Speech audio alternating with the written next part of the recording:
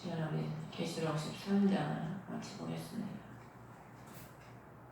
오늘 오전에 간만에 햇빛이 나와가지고 햇빛이 그렇게 반가운 적은 처음이에요. 살면서 잠깐 햇빛이 나더니 또 금세 구름이 끼더라고요. 요즘에 계속 장마가 지니까 열매가 다 떨어져가지고 썩고, 햇빛이 태양으로 인해서 열매가 다 익잖아요. 햇빛이 안 치니까 열매가 자라지도 않고 자라지도 않은 상태에서 다 이제 떨어지는 거죠. 그래서 해가 그리스도인데 그리스도의 은혜가 늘 우리에게 비춰주셔야 우리가 열매를 맺을 수 있죠. 근데 해가 열매 입장에서는 해를 쬐면 힘들지, 더워서. 그래서 그게 고난이지요. 그래서 하나님은 우리를 참 고난 가운데 골짜기에 집어넣으셔서 또 은혜를 잊게 하시고 체험하게 하시고 성장시키시는 거죠. 13장 1절에서 보면은 내가 바다의 모래 위에 서서 보니 바다에서 7머리와 10뿔을 가진 한 짐승이 일어나더라. 다니엘서 11장에 보면은 45절에 그가 자기 궁궐의 장막들을 바다들 사이에 영화롭고 거룩한 산에 세울 터이나 그의 끝이 이르겠고 아무도 그를 도와주지 아니하리라. 이게 이제 적그리스도를 얘기하는 거거든요. 그가 바다들 사이에 자기의 궁궐을 세워서, 궁궐을 왜 세우겠어요? 왕들이 보면은 다 궁궐을 세워서 자기가 왕노릇하고 다스리기 위해서 궁궐을 짓는 거죠. 근데 바다에서 짐승이 나온다는 것은 적그리스도를 의미하는 겁니다. 이미 우리가 앞에서 봤듯이 11장에 7절에 바다 없는 구덩이로부터 올라오는 이 짐승이 용인데, 이제 그 용이 이 적그리스도에게 권능을 주는 거죠. 이 한 사람에게 10뿔을 가지고 7머리와 10뿔을 가진 한 짐승이 일어나더라. 10뿔은 10나라고 7머리는 이제 그 나라 중에서 7사람 중에 우두머리 노릇을 하는 거죠. 10개의 관이 있다. 영광을 자기가 누리는 거죠. 그래서 우리가 그 유럽이 10나라가 되면은 거기서 적그리스도가 나온다고 옛날부터 우리가 알고 있었죠. 그래서 이제 유럽 가운데 지금 로마가 있잖아요. 교황청. 그래서 많은 사람들이 교황이 적그리스도가 될 가능성이 많다고 그렇게 얘기들을 많이 하죠. 그는 이전에 보면 그 짐승은 표범과 비슷하고, 표범은 빠른 걸 상징하거든요. 빠르고 짐승은 그 발은 곰의 발 같다. 곰의 발이 굉장히 이게 발톱이 길잖아요. 뾰족하면서 찢는 거죠, 진짜. 사자의 입 같다. 입으로 사자도 찢고 삼키는 게 사자거든. 그러니까 이 적그리스도는 빠르게 전 세상을 장악하고 하나님의 백성들을 찢고 죽이기 위해서 일어나는 거죠. 용이 자기의 권능과 자기의 자리와 큰 권세를 그에게 주었더라. 그에게 권세를 주어서 세상을 다스리게 되는 겁니다. 3절에 보면 본인이 머리들 중에 하나가 상처를 입어 죽게 된 것 같았는데 그의 치명적인 상처가 나음에 온 세상이 놀라며 그 짐승을 따르더라. 머리가 7개라고 그랬잖아요. 7개 중에 하나가 상처를 입어서 죽게 됐는데 다시 살아났다는 거예요. 그러니까 그 7개 중에 7사람 중에 한 사람이 그 죽음에서 다시 기적적으로 살아나는 거죠. 그래서 그 사람이 적그리스도가 돼서 많은 사람들이 그 사람을 따르게 되는 거죠. 4절에 보면 그들이 그 짐승에게 권능을 준 용에게 경배하고 그 짐승에게 경배하는데 누가 이 짐승과 같으랴? 누가 능히 그와 전쟁을 하겠느냐? 이 13장에는 보면 짐승이 많이 나와요. 짐승이란 말이 계속 나오거든. 우리가 세상의 지도자들을 다 짐승으로 비교를 하잖아요. 다니엘서에 보면은 그 누구나의 습품에서 바벨론 왕을, 또 헬라를 표범으로, 사자, 표범, 곰 이렇게 다 표현을 하거든요. 그래서 그와 이길 자가 없다는 거예요. 그 사람과 땅에서는. 왜냐하면 사단 용이 그에게 권세를 주기 때문에 그와 능히 이길 자가 없는 거죠. 비교할 자가 사람으로서는. 그래서 그가 5절을 보면 그의 용이 그에게 큰 것들을 말하며 신성 모독하는 입을 주고 또 42달 동안 지속할 권능을 주었다. 이 사단이 그 권세를 주고 또 입에다가 하나님을 대적하는 그런 말을 주죠. 귀신에게 잡힌 사람들은 대부분 보면은요 하나님을 대적해요. 왜냐하면 귀신이 하나님을 대적하는 원수니까. 거기에 잡히면 대부분 하나님을 대적하고 하나님의 기도하는 사람을 대적하고 싫어해요. 귀신에 잡힌 사람들. 그리고 늘 거짓말하고 정죄하고 이간질하고 귀신에 잡힌 사람들이 다 그렇더라고. 6절에 보면 그가 입을 벌려서 하나님을 대적하며 모독하되 그분의 이름과 그분의 이름이 누구겠습니까? 예수 그리스도시죠. 그분의 성막과 하나님의 집을 말하는 거죠. 교회 또 이스라엘의 성전을 말할 수도 있고 하늘에 거하는 자들을 모독하더라. 하늘의 백성들을 모독하게 되는 겁니다.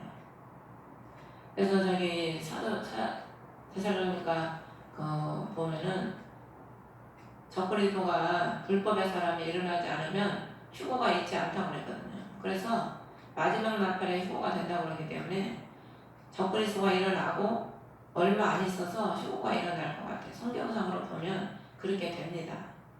그래서 지금 이 적그리스도가 이제 일어나서 하나님의 백성들을 모독하는 거예요. 그 사단에게 그 입을 받아가지고. 그래서 실제로 그가 성도들과 전쟁하여 그들을 이기는 것을 허락받고 모든 족속과 언어 민족들을 다스리는 권능을 받았다. 그래서 하나님의 백성들과 전쟁을 하는 거지. 왜 사단이 일어나는 이유는 하나님 백성들을 죽이기 위해서 일어나는 거예요. 이기는 것은 허락받았다는 거예요. 그래서 이때 우리가 능력으로 무장하지 못하면 사단을 이길 수가 없어요. 근데 지금 우리가 사단이 적그리스도가 일어나기 전에 그래서 마지막 때에 에베소서에 보면은 전신갑주를 입어라. 마지막 때에 악한 영과 너희가 더불어 싸워서 이기기 위함이라고 그랬거든. 우리가 지금 기도의 능력으로 무장하지 못하면은요 사단을 이길 수가 없어요. 지금도 마귀 귀신을 못 이기는데 그 더 센 사단을 어떻게 이기겠습니까? 그래서 하나님은 늘 예수님의 24장에 마태복음 24장에 보면 깨어서 기도해라. 깨어서 기도해라. 예비해라. 기름덮을 준비해라. 항상 그 말씀을 하시거든요. 그래서 오늘날에 많은 사람들이 깨어서 기도하면서 예비를 하고 무장을 해야 되는데 사람들이 기도 안 하잖아요. 지금 교회들마다 기도 안 하잖아요. 다 잠들어 버렸어요. 기도를 안 하고 기도하는 것도 싫어해. 그러니까 마지막 때 다 잠자니까 다 속는 거예요. 마태복음 24장에 예수님이 그 제자들이 마지막 때 진정 어떻게 됩니까? 그러니까 속지 말아라. 마지막 때 거짓 선자들이 많이 일어날 것이다. 속지 말아라. 그 속지 말라는 소리를 3번인가 4번인가 하셔요. 마태복음 24장에. 근데 우리가 영적으로 깨닫지 못하면 그 거짓과 진리를 구분하지를 못하니까 그냥 속아버리는 거예요. 그냥. 무장을 못하고 있으니까. 말씀과 기도로. 그래서 8절에 보면 땅에 거하는 모든 자들 곧 세상의 창건 이후로 죽임을 당한 어린 양의 생명책에 이름이 기록되지 않는 자들이 그에게 경배하리라. 우리가 하나님의 책이 2가지가 있잖아요. 생명책이 있고 기념책이 있어요. 생명책은 구원받은 하나님의 백성들의 이름을 기록하는 게 생명책이고 기념책은 그 마리아가 예수님께 옥합을 깨뜨릴 때 이 여자가 한 일을 기념해라. 주를 위해 헌신한 사람들의 그 헌신과 봉사를 다 기록해 놓는 게 기념책이거든요. 그래서 자기가 행한 대로 하나님께서 나중에 다 보상을 주시죠. 여기 보면 땅에 거하는 모든 자들이라고 그랬잖아요. 그러니까 계시록에 8장 13절에 보면 땅에 거하는 자들에게 화가 있다. 근데 우리가 하늘에 속한 자가 되지 못하고 땅에 속한 자가 되면은 화가 있는데 이제 지금 마지막 화야 이게. 그래서 13장 여기도 14절에도 보면은 예, 땅에 거하는 자들을 속이며 또 땅에 거하는 자들에게 말하여 그들이 칼의 상태를 받아 살아나는 그 짐승을 해 형상을 만들게 하더라. 이게 땅에 속하고 땅에 거하는 자들을 속이고 그들에게 화가 임하는 거죠. 근데 우리는 땅에 속한 게 아니고 하늘에 속했죠. 우리는.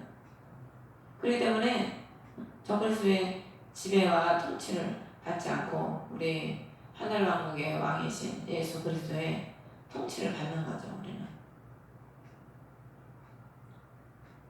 그러면서 9절에 그래서 이 생명책에 기록되지 않은 자들이 그에게 경배를 하는데 다니엘서에도 보면은 12장 1절에 보면 그때 내 백성이 구출을 받되 책에서 발견된 바 기록된 모든 자가 구출을 받으리라. 이 구출이라는 게 뭐냐면은 심각한 어려움의 상태에서 건짐을 받는 게 구출이거든요. 그러니까 원어에는 이렇게 기록이 돼 있어요. 그러니까 우리가 한국말로 이거를 번역하면서 원어를 많이 변질을 시켜놨는데 이 원어 성경을 보니까 영적으로 이해가 더 잘 오더라고요. 구출이라는 게 심각한 상태에서 건짐을 받는 건데 이번에 선진강에 물이 넘어서 막 소들이 떠내려가잖아요. 막 소들이 머리만 물에 내밀어가지고 둥둥 떠내려가고 있어. 어떤 소들은 그 지붕에 올라가 있고, 그래서 소를 구출 작전을 펼쳐가지고 소를 막 끄집어 프레임을 해갖고 끄집어내잖아요. 그러니까 소는 지금 거기서 건짐을 못 받으면 죽어야 돼. 구출을 못 받으면 죽을 수밖에 없죠. 물에 둥둥 떠내려가는데 어떻게 살겠어요, 자신의 힘으로. 누가 건져주지 않으면, 구출해주지 않으면 죽을 수밖에 없는 거예요.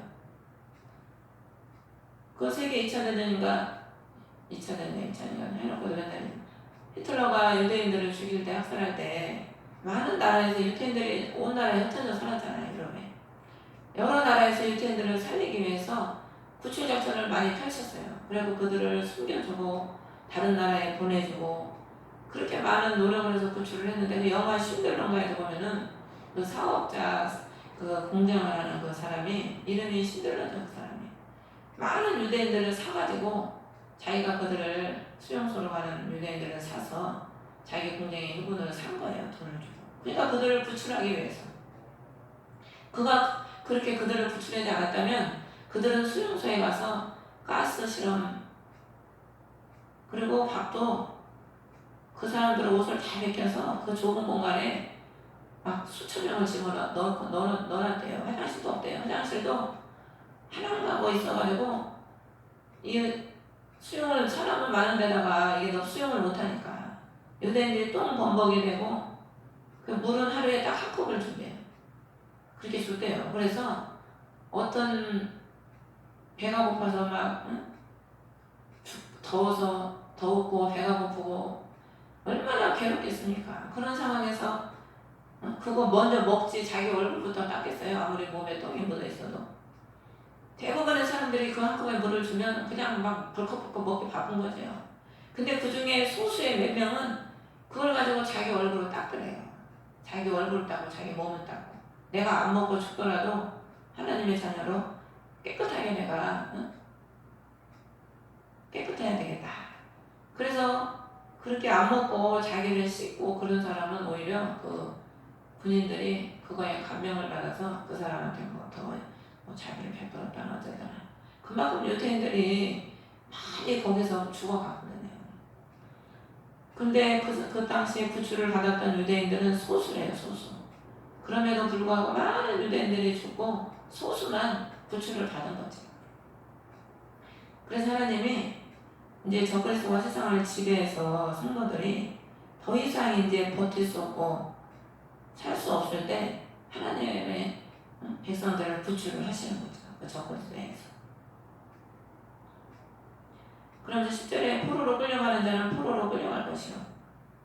내가 남을 포로로 데리고 가서 고발을 하면은 자신이 적그리스도의 포로가 되는 거고 칼로 죽이는 자는 반드시 칼로 죽임을 당하리니 자기가 살기 위해서 남을 죽이는 자는 반드시 하나님께로부터 심판을 받게 된다는 거죠. 그러면서 여기에 성도들이 인내와 믿음이 있느니라.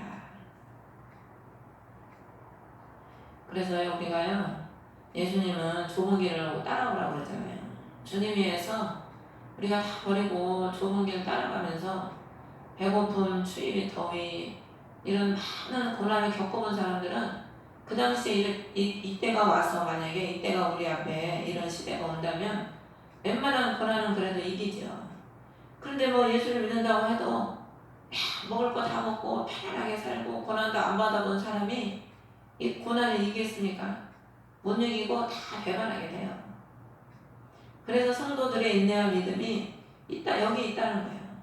사도 바울이 많은 복음을 위해서 많은 여러 가지 권한을 다 받아봤기 때문에 일체의 비결을 배웠다고 그랬잖아요.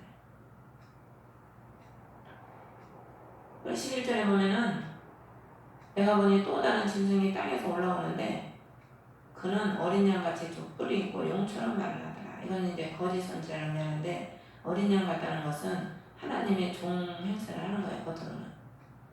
근데 용처럼 말을 하더라. 용한테 권세를 받는 거죠. 그래가지고 용처럼 말한다는 것은 용을 12절에 보면 첫째 짐승 앞에서 첫째 짐승의 모든 권능을 행사하고 그 첫째 짐승 곧 치명적인 상처가 나은 자에게 경배하게 하더라. 그러니까 이 어린 양같이 뿔이 있는 이 다른 짐승은 거짓 선지자인데 이가 땅에서 일어나가지고 그 용을 위해서 용에게 경배하기 위해서 말을 하는 거죠. 그러면서 13절에 큰 이적을 행하되 사람들의 눈앞에서 불이 하늘로부터 땅 위로 내려오게 하고 옛날에 엘리야가 불이 하늘에서 땅으로 막 끌어내렸잖아요. 자기가 그런 엘리야와 같은 능력의 종이라고 기적을 행하면서 속이는 거죠. 그래서 14절에도 그 짐승의 눈앞에서 기적을 행할 권능을 소유하여 그 기적들로 땅에 거하는 자들을 속이며 땅에 거하는 자들에게 그 짐승을 위해 형상을 만들게 하더라. 그러니까 우상을 만들어서 15절을 보면은 그 경배하기 위해서 그 우상을 만드는 거죠. 느부갓네살 왕이 그 꿈을 보고서 바벨론 두라 평지에다가 그 형상을 만들잖아요. 그거 만들어 놓고 거기에 경배하지 않는 자는 다 죽이라고 했어. 그러니까 이때도 어떤 형상을 만들어 놓고 짐승에 지금 뭐 로봇 시대잖아요, 갈수록. 로봇 시대인데 앞으로 이제 뭐 로봇을 딱 만들어 놓고 거기다 경배하게 할지도 모르지. 그래서 그 짐승에 경배하게 만들고 그 짐승의 형상에게 생명을 줄 권능을 소유하여 그 짐승의 형상에 말도 하게 하고 그 짐승의 형상에게 경배하려 하지 않는 자들은 다 죽이게 하더라. 그 짐승의 형상이 말도 한다잖아요. 지금 로봇가 얼마나 사람처럼 똑같습니까? 뭐 말만 하건 사람이 하는 거 다 해요, 로봇가.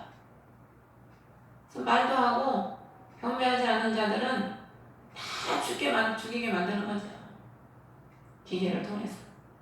그래서 16절에 보면 그가 모든 자고 작은 자나 큰 자나 부유한 자나 가난한 자나 자유로운 자, 매인 자에게 오른손 안에나 이마 안에 표를 받게 하고 여기에는 오른손 안에나 이마 안이라고 되어 있지만은 우리가 전에 봤던 번역 성경은 오른손과 이마에 표를 받게 한다. 그냥 그렇게만 되어 있어요. 근데 이 원어에는 안에다가 표를 받게 한다는 거예요. 그래서 우리가 알다시피 그 주사바늘 하나로 이 머리에나 손에 집어 딱 주사 하나 딱 한 대 놓으면 지금은 그 베리칩이 딱 들어가요. 요즘은 이제 더 좋은 걸 개발해가지고 젤식으로 전에는 쌀알 모양이 그걸 만들었는데 지금 그것보다 더 간편하고 더 살에 탁 붙고 한번 집어넣으면 그거는 뺄 수가 없대요. 딱 젤식으로 그냥 그런 거를 지금 개발해 놨다고 그러더라고요. 그러면 왜 안에다 집어넣냐? 겉에다 놓으면 얼마든지 뺄 수 있잖아요. 안에다 집어넣으면 뺄 수가 없는 거예요. 이제 한번 집어넣어버리면. 그리고 완전히 거기 이식을 시켜서 분리할 수 없게 만들고 완전히 이제 집어넣으면 통제를 받는 거죠. 짐승의 통제를. 우리는 요한복음 15장이나 로마서에 보면은 우리가 내가 너희 안에 너희가 내 안에 성령이 어디에 거한다고 했어요? 우리 안에 거하신다고 했잖아요. 그러니까 우리는 성령이 우리 안에 거하시고 예수님이 우리 안에 거하시고 말씀이 우리 안에 거하시기 때문에 그의 통제를 받고 그의 인도를 받잖아요. 그것처럼 이 짐승의 표를 딱 받아보면 그러면 그 사람 그의 짐승의 사람이 되고 그의 통제를 받을 수밖에 없는 거예요. 그래서 이 사단이 그래서 안에다 집어넣는 겁니다. 17절에 그 표나 그 짐승의 이름이나 그 이름의 수를 가진 자 외에는 아무도 사거나 팔지 못하게 하더라. 육의 사람의 가장 약점을 딱 잡아서 그걸 가지고 표를 받게 하는 거죠. 육의 사람들의 약점이 뭡니까? 먹지 않으면 못 살아. 한 끼도 안 먹으면 못 살죠. 그래서 가장 세상 사람들이 약한 것을 딱 그걸 통해서 그들을 지배하는 거죠. 그래서 18절에 보면 여기에 지혜가 있으니 지각이 있는 자는 그 짐승의 수를 세어볼지니라. 그것은 어떤 사람의 수요 그의 수는 666이니라. 666인데 어떤 사람의 수라는 거예요. 그러니까 적그리스도가 이 어떤 사람이 바로 적그리스도죠. 그 사람의 이름의 수가 666이라는 거예요. 그래서 누가 그러더라고요. 지금 교황의 이름이 수가 666이래요. 그 이름의 숫자가. 그래서 그가 적그리스도가 될 가능성이 많다고 유튜브에 누가 그러더라고요. 6이 잘 우리가 알다시피 6은 우리의 삶을 행복을 추구하는 거고 6은 우리의 노력으로 살아가는 거고 또 6은 우리의 미래를 위해 살아가는 건데 600은 사단의 권능을 의미합니다. 그래서 출애굽기 14장 7절에 보면 그 이집트 왕이 선정된 병기 600대를 가지고 그 이스라엘 백성을 쫓아오는 거예요. 그 권세를 의미하는 거죠. 사단의 권세. 그리고 6은 자기의 노력, 자기의 미래, 자기의 행복인데 왕상 10장 14절에도 보면은 솔로몬에게 들어온 금의 무게는 666 달란트였는데 참 이 숫자가 어쩜 이렇게 다 6으로 6인지. 그러니까 솔로몬이 너무 많은 금이 그 안에 들어오니까 무거워지는 거예요. 세상 것이 너무 자기한테 많이 들어오니까 영적으로는 무거워지고 육적으로 무거워지는 거죠. 세상 것을 많이 소유하니까. 그래서 결국 어떻게 돼요? 변질되잖아요. 그러니까 우리가 주님이 그래서 참 하나님이 기도해야 될 기도자들은 많이 안 주시더라고요. 세상 사람들이 볼 때는 왜 예수 기도한다면서 이렇게 축복도 못 받냐 그러는데 그거는 모르는 소리고 진짜 영의 사람 좁은 길을 가야 될 사람은 하나님이 그래서 잠언에 부하기도 말고 가난하게도 말고 하나님이 너무 세상 것이 많으면 거기에 치우치게 되고 그게 무거워가지고 주님께 못 올라가요. 가보해야 쏙 올라가는데 무거워서 뭐 올라갈 수가 있나. 그래서 소돔성에서 나가라고 하는데 롯의 부인은 어떻게 해요? 자 뒤를 돌아보는 거야. 그 세상 건 놓고 가려니까 도저히 놓고 갈 수가 없어. 좋은 거 그 부귀 영화를 어떻게 놓고 가나 그냥 뒤를 돌아보다가 소금기둥이 되어버리죠. 그리고 60은 적그리스도의 권세를 의미하고 6은 거짓 선지자를 의미하는 겁니다. 그래서 이 짐승의 수도 666인데 우리 하나님의 수는 7이잖아요. 7. 그러니까 사단도 삼위일체를 흉내내는 거예요. 그래서 이 어떤 사람이 이제 언제 일어날지는 모르는데 우리가 6월달에 네덜란드 궁에서 평화의 궁에서 종교 통합이 선언식을 하려고 그랬잖아요. 근데 이제 코로나 때문에 그게 무산됐거든. 근데 이제 언제 그게 뭐 이제 될지 몰라요. 그 통합이 되면은 이제 제3성전이 세워지는 거는 또 금방 세워져요. 그 3성전이 세우기 위해서 이스라엘 백성들은 지금 준비를 다 해놨거든. 그리고 원래 그 흰돈 황금 사원이 있는 자리가 예루살렘 성전인 줄 알았는데 많은 사람들이 연구를 해보니까 그 자리가 아니고 성경에 보면은 그 하나님의 성전에는 기온 샘이 있었다고 기온 샘 성경에 보면. 근데 거기는 지금 황금 사원이 있는 곳에는 샘이 없대요. 샘이 어디가 있냐면은 그 다윗이 거했던 시온산 다윗의 시온산성 바로 옆에가 거기가 샘이 있다는 거예요. 그래서 그곳이 예루살렘 성전이 있던 자리일 것이다. 지금 그렇게 다들 다 연구를 해가지고 그렇게 다들 결정을 지고 있어요. 그래서 우리가 그 흰돔 이슬람의 흰돔 사원 때문에 성전을 못 지었잖아요. 지금까지는. 근데 이제는 거기 뭐 꼭 거기다 앉아도 되니까 그 옆에다가 그냥 지으려고 하면은 순간에 그냥 세워지는 거죠. 그래서 하나님이 허락하시면 그냥 순간에 이루어지는 거예요. 지금 하나님이 조금 그래도 아직 하나님의 휴거 백성들을 준비시키기 위해서 그 때를 지금 늦추고 계신 거지 하나님이 그냥 허락을 하면은 순간에 그런 일들이 그냥 이루어지는 거죠. 그리고 계시록에 그 7인 뗄 때 넷째 인을 뗄 때 그 말을 탄 자가 사망이라고 그랬는데 그 사망이 원어로 전염병이래요. 전염병. 유튜브에도 누가 그런 말씀을 하시더라고요. 원어로는 그 사방이 아니고 전염병이라고. 지금 이 코로나로 인해서 매초에 지금 제가 뉴스에서 봤는데 뭐 매초라고 했는데 제가 기억이 안 나는데 하여튼 매초에 한 명씩 지금 죽어가고 있대요. 지금 이 코로나가 전 세계에 지금 퍼졌잖아요. 그래서 막 못 사는 나라들은 이게 잘 안 돼 있잖아요. 복지도 잘 안 돼 있고 뭐가 잘 안 돼 있으니까 그냥 자기도 모르게 그냥 걸려가지고 이거 뭐 치료도 못 받고 그냥 죽는 거예요. 그냥. 지금 그렇게 돼가지고 전염병이 사람들을 지금 몇 주에 한 명씩 지금 죽어가고 있다는 겁니다. 그러니까 이 상태로 나아가면은 계속해서 이 코로나로 인해서 많은 사람이 죽게 되죠. 그리고 지금 막 전 세계에 지금 홍수가 일어나서 뭐 사람들이 지금 기근에 여러 어려움에 질병에 이제 홍수가 일어나면 또 기근이 와요. 왜? 다니지를 못하고 다 물에 쓸려가고 다 사라지니까. 그리고 또 물이 창고를 하면은 전염병이 돌잖아요. 또 청결하지가 못하니까. 이게 이래 죽고 저래 죽고 한 가지 재앙이 일어나면은 거기에 도미노처럼 다른 재앙이 따라오는 거예요. 그래서 기근에 죽고 질병에 죽고 죽어나가는 거죠. 이래저래. 지금 그래서 재난의 시작이라고 주님이 그러셨는데 지금 이렇게 보니까 이런 것들은 재난의 시작인 것 같아요. 시작. 그래서 이건 걸 통해서 하나님이 깨닫게 하시고 이 지금 코로나보다 더 이제 센 게 올지 모른다고 하는 분들도 많은데 이게 뭐 지금 뭐 날이 더워도 안 없어지고 안 없어지잖아요. 원래 날이 더우면 없어져야 되거든. 안 없어져. 이게 계속 가는 거예요. 지금. 우리나라도 좀 줄었다가 또 지금 또 오신다고 늘고 줄었다가 또 늘고 언제 끝날지도 모르는 거죠. 지금 코로나가. 그래서 지금 우리가 이런 시대를 살아가고 있습니다. 그러므로 우리는 예수 그리스도의 통제를 받고 그런데 율법인에서도 보면은 포도주와 감람류는 해치지 말라. 그러니까 하나님 백성은 지켜주는 거예요. 하나님이. 그리고 일곱 나팔에도 보면은 이마에 입 맞은 자는 하나님이 또 지켜주시잖아요.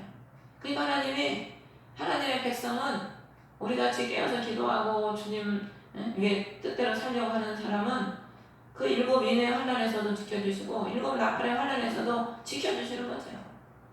그래서 우리는 염려할 것도 없고 어떤 고난이 온다 할지라도 우리는 승리가 또 예비되어 있고 우리의 이름은 생명책에 기록된 줄 믿습니다. 그래서 우리는 구원받을 그날을 바라보고 또 날이 갈수록 우리는 또 소망 중에 기뻐하면서 그 구원의 그리스도께서 오신 날이 가까운 것을 우리가 기뻐하고 또 승리하는 저와 여러분 되시기를 주 이름으로 축원합니다.